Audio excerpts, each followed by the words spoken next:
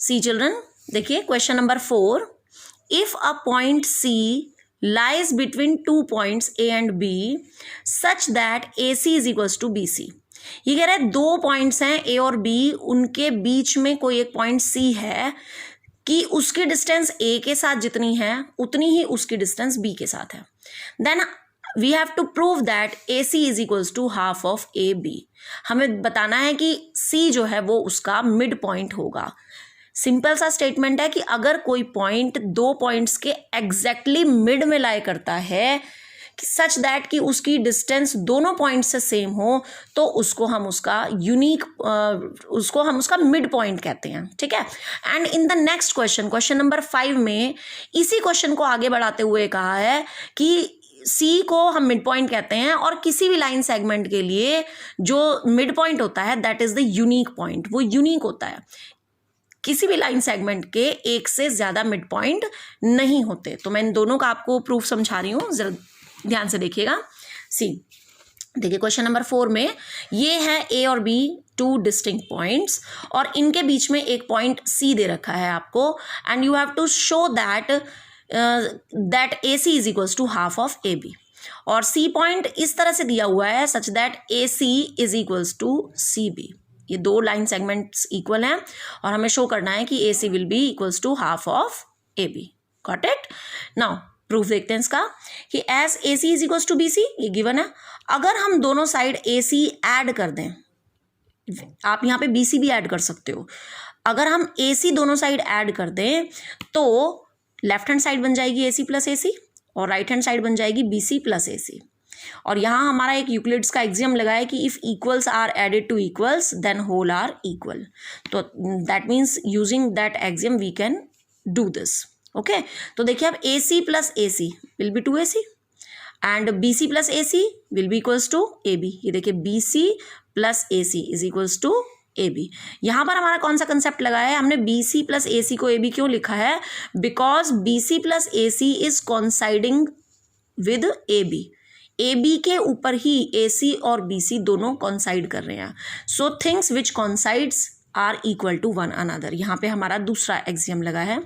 सो AC यहाँ से ये 2 इधर अपॉन में जाएगा राइट साइड में, so AC will be equals to half of AB, और यही हमें शो करना था। ठीक है। और क्योंकि AC और BC आपस में इक्वल है, सो ये भी आ सकता है प्रूफ करने के लिए कि BC is equals to this. तो अगर आपके पास एग्जाम में AC की जगह ये आया प्रूफ करने के लिए BC is equals to this, तो आप दोनों साइड BC को ऐड करोगे। ठीक है। अगर AC is equals to this proof करने के लिए आता है तो आप AC को ऐड करोगे दोनों साइड, और अगर BC is equals to this proof करने के लिए आता है तो आप दोनों साइड BC को ऐड करोगे। Got it. Now come to proof of the 5th question. इसी का एक्सटेंशन है कि हमें दिखाना है कि जो मिड पॉइंट है दैट इज यूनिक। तो इसके लिए हमने क्या किया, दो डिफरेंट मिड पॉइंट्स मान लिए। हमने मान लिया कि जो मिड पॉइंट है वो यूनिक नहीं है, सी के अलावा कि एक और भी पॉइंट है between A and B which is the mid point. ठीक है। अब देखिए अगर C मिड पॉइंट है तो क्वेश्चन नंबर 4 के according AC will be equals to half of AB होगा। और अगर D मिड पॉइंट है AB का तो अगेन क्वेश्चन नंबर 4 के according AD is equals to half of AB होगा। तो ये दो इक्वेशंस आ गई हमारे पास।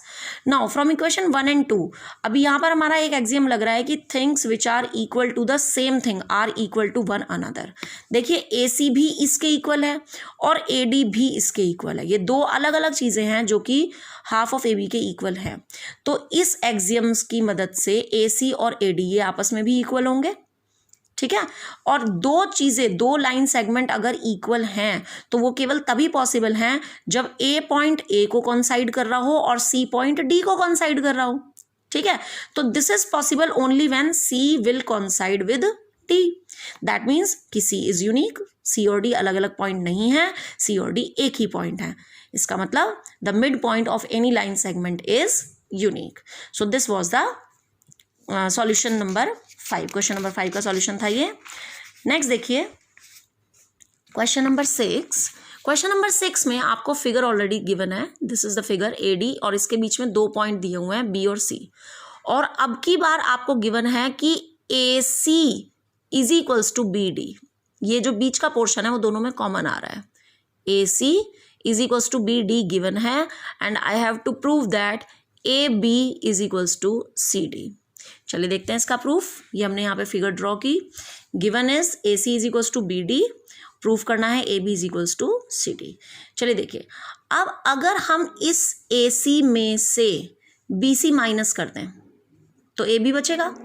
सिमिलरली अगर इस बी डी में से इस बी सी को माइनस कर दें तो सी डी बचेगा। ठीक है, सो हमने क्या किया कि क्योंकि मैं इस ए सी को लिख सकती हूँ A B plus B C और बी डी को लिख सकती हूँ B C plus C D, तो पहले तो हमने यही दो इक्वेशंस बना ली। ठीक है, अब क्योंकि ए सी और बी डी इक्वल दिए हुए हैं, सो इसका मतलब दोनों की राइट हैंड साइड भी इक्वल होगी, यानी A B plus B C will be equals to B C plus C D.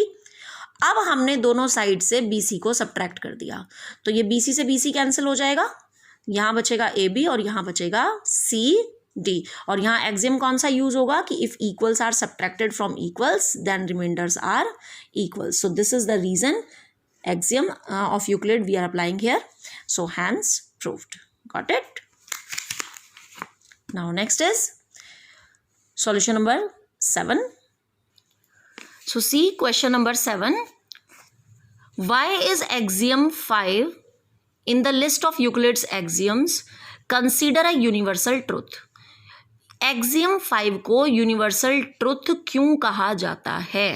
अब आपको याद होना चाहिए कि यूक्लिड्स का फिफ्थ एक्सियम क्या था। यूक्लिड्स का फिफ्थ एक्सियम था the whole is greater than the part. So Euclid's fifth axiom was the whole is greater than the part. और ये यूनिवर्सल ट्रुथ इसलिए है क्योंकि ये केवल मैथ्स में नहीं, हर फील्ड में ट्रू होता है। फॉर एग्जाम्पल, जैसे मैंने एक एप्पल लिया, ठीक है, apple is a whole thing, complete apple है, उसमें से हमने एक स्लाइस उसका मान लो अलग कर दिया, ठीक है, तो वो स्लाइस ऑब्वियसली उस पूरे के पूरे एप्पल से छोटा ही होगा, मींस कि वो पूरा Apple will be greater than it's part.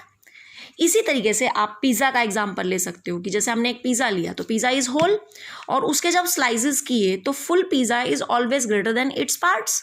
So this is a universal truth because it is true not only in mathematics but in every field.